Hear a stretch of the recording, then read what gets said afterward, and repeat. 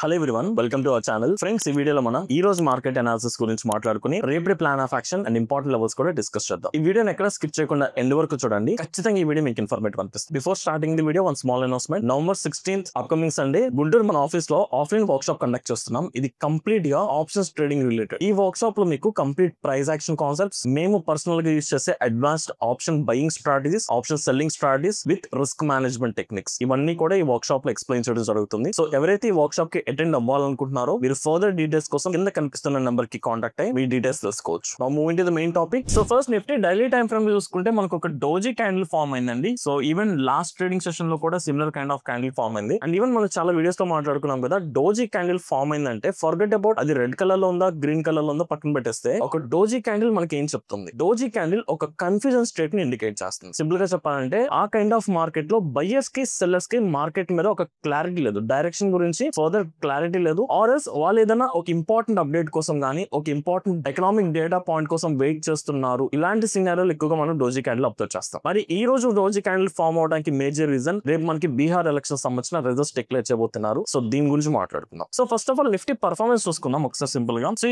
Even ఈ రోజు market లో మనకి ఆల్మోస్ట్ ఫ్లాట్ ఓపెనింగ్ వచ్చింది. సో మార్కెట్స్ ఫర్దర్ గా కరెక్షన్ వచ్చి ఒక హై పాయింట్ కి వెళ్ళింది. అగైన్ కన్సాలిడేషన్ మళ్ళీ ఫాల్ వచ్చింది. సో కంప్లీట్ ఓవరాల్ స్ట్రక్చర్ చూసుకుంటే నిన్న మనకి ఏదైతే డైరెక్షన్ వచ్చిందో మార్కెట్ లో ఫస్ట్ గ్యాప్ అప్ వచ్చింది, గ్యాప్ ఫిల్ చేసి పైకి వెళ్ళి మళ్ళీ ఎండింగ్ లో ఫాల్ వచ్చింది. ఆల్మోస్ట్ ఈ రోజు కూడా అదే కైండ్ ఆఫ్ ప్యాటర్న్, కాకపోతే ఈ రోజు ఇంకొంచెం ఎక్కువ వోల్టైల్ గా బిహేవ్ చేస్తుంది. So first of all markets upside వెళ్ళడానికి మేజర్ రీజన్ మనకి ఇన్ఫ్లేషన్ డేటా నిన్న మాట్లాడుకున్నట్టు. సో ఇన్ఫ్లేషన్ డేటా చాలా స్ట్రాంగ్ పాజిటివ్ ఉందండి. So even the inflation positive ఉన్నప్పటికీ మార్కెట్స్ ఈ రోజు స్ట్రాంగ్ గా buy side nothing but upside వెళ్ళకపోవడానికి మేజర్ రీజన్ రేపు రిజల్ట్స్ రాబోతున్నాయి కదా, బీహార్ ఎలక్షన్ రిజల్ట్స్. ఇప్పుడు మనకు ఒక స్టేట్ ఎలక్షన్స్ మన ఇండియన్ స్టాక్ మార్కెట్ ని ఇంపాక్ట్ చేస్తాయి అంటే, జనరల్ గా ఒక state elections Indian stock market ని అంత ఎక్కువగా ప్రభావం చేయవు. కానీ ఇక్కడ మనం మాట్లాడుకోవాల్సింది, లాస్ట్ మనకి ఏదైతే సెంట్రల్ ఎలక్షన్స్ కంప్లీట్ అయినాయో, సో బీజేపీ గవర్నమెంట్ ఫామ్ అయినప్పటికీ కొన్ని లోకల్ స్టేట్ పార్టీస్ తో రీయూనియన్ అయి మెజారిటీ తెచ్చుకుని గవర్నమెంట్ ని ఫామ్ చేసింది. ఈవెన్ బీజేపీ ఎన్ని సీట్స్ అయితే విన్ అయిందో క్లోజ్ టు కాంగ్రెస్ కూడా కొంచెం టఫ్ ఫైట్ ఇచ్చింది లాస్ట్ సెంట్రల్ ఎలక్షన్స్ లో. ఇప్పుడు బీజేపీ గవర్నమెంట్ ఫామ్ చేయడానికి కొన్ని లోకల్ స్టేట్స్ నుంచి సపోర్ట్ తీసుకుంది. అందులో మన ఆంధ్రప్రదేశ్ ఒకటి అండ్ బీహార్ కూడా one of the biggest support. So ఇప్పుడు బీహార్ ఎలక్షన్స్ విన్ అవడం అనేది బీజేపీకి చాలా చాలా ఇంపార్టెంట్. సో ఈవెన్ మనకి రిలీజ్ అండ్ ఎగ్జిట్ పోల్స్ నుంచి there are very high chances బీజేపీకే విన్నింగ్ ఛాన్స్ ఎక్కువ ఉంది. బై ఛాన్స్ ఎగ్జిట్ పోల్స్ కి ఆపోజిట్ గా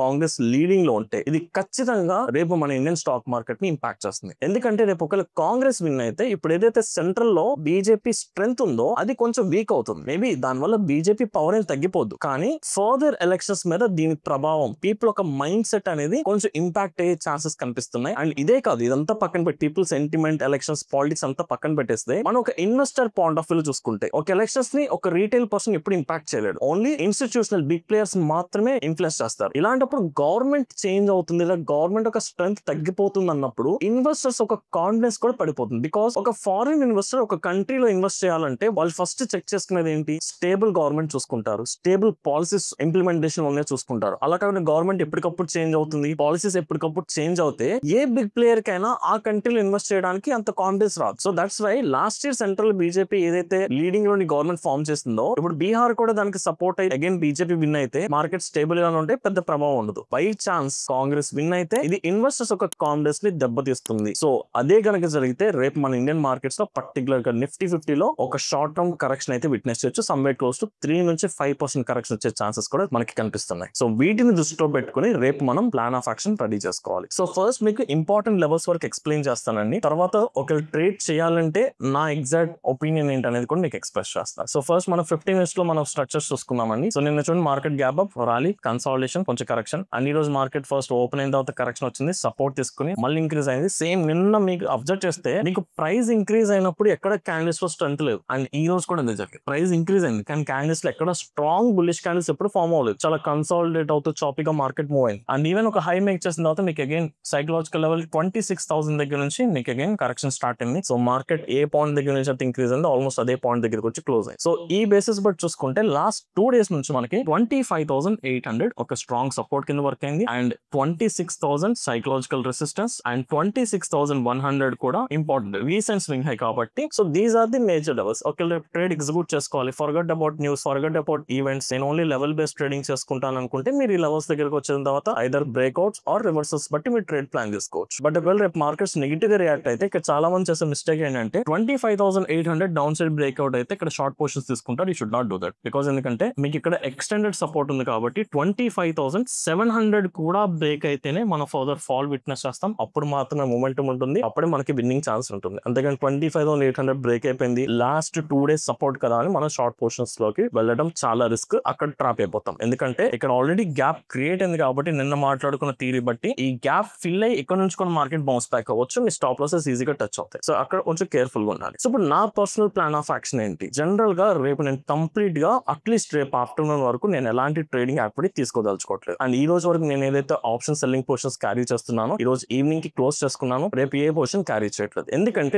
నేను పర్సనల్ గా ఈవెంట్స్ ఉన్నప్పుడు అస్సలు ట్రేడింగ్ చేయం. మనకి స్టాక్ మార్కెట్ లో ఎంత ఎక్స్పీరియన్స్ ఉన్నా, మనం న్యూస్ అనలైజ్ చేయగలిగిన, మార్కెట్స్ అనలైజ్ చేయగలిగిన, దేర్ ఆర్ సమ్ డేస్ మనం ఆ డేస్ లో మార్కెట్ జోలు కూడా వెళ్ళకూడదు. కొన్ని ఈవెంట్ డేస్ ఉంటాయి. అందులో one of the event election results. మీరు ఎంత ఎక్స్పర్ట్ అయినప్పటికీ, మార్కెట్ మీకు కంప్లీట్ గా అర్థమైనప్పటికీ మీరు ప్రాఫిట్ ఎర్న్ చేయలేరు. ఒకవేళ మీరు ప్రాఫిట్ ఎర్న్ చేస్తే అది ప్యూర్లీ లక్ బేస్డ్. మనకి లక్ టెస్ట్ చేసుకోవడానికి అసలు రాలేదు. కాబట్టి ఇలాంటి ఈవెంట్ డేస్ లో, ఇలాంటి వాలటైల్ మార్కెట్స్ లో మనం మార్కెట్స్ కి దూరంగా ఉండి వన్స్ మార్కెట్ స్టెబిలైజ్ అయిపోయిన తర్వాత మనం ప్లాన్ చేసుకుంటే that will be the best opportunity. So ఇందులో ఎలక్షన్ రిజల్ట్స్ అనేది one of the biggest event. ఇలా ఏమేమి ఈవెంట్స్ లో నేను పర్సనల్ గా ట్రేడింగ్ అవాయిడ్ చేస్తానో మీకు ఒకసారి ఎక్స్ప్లెయిన్ చేస్తాను. సో మీరు కూడా నోట్ చేసుకోండి. ఫర్దర్ గా ఇలాంటి ఈవెంట్స్ ఉన్నప్పుడు ఖచ్చితంగా ఇంట్రాడే ట్రేడింగ్ కి దూరంగా ఉండండి. And at the same time ఆ ఈవెంట్ ఉన్నప్పుడు ఒక 1 or 2 days before me portion square of చేసుకుంటే బెటర్. పర్టికులర్ గా F&O ట్రేడింగ్ చేస్తున్నారు. సో ఫస్ట్ థింగ్, మనకి ఈవెంట్స్ లో మన ఫస్ట్ ప్రయారిటీ నథింగ్ బట్ మనం మార్కెట్స్ కి దూరంగా ఉండాల్సిన సినారియోస్ వచ్చేసరికి ఎలక్షన్ రిజల్ట్స్, పర్టికులర్ గా సెంట్రల్ ఎలక్షన్స్ అయితే, central government related parliament elections అయితే మన ఫస్ట్ ప్రయారిటీ ఇవ్వాలి. ఈవెన్ స్టేట్ గవర్నమెంట్ మేబీ పెద్ద ఇంపాక్ట్ అవ్వకపోవచ్చు. బట్ ఇప్పుడు బీహార్ కేస్ స్టడీ గురించి మాట్లాడుకున్నాం కదా, ఏదైనా ఒక స్టేట్ ఎలక్షన్స్ సెంట్రల్ పవర్ ని డిసైడ్ చేస్తుంది లేదా ఇన్వెస్టర్స్ కాన్ఫిడెన్స్ ని లూజ్ చేస్తుంది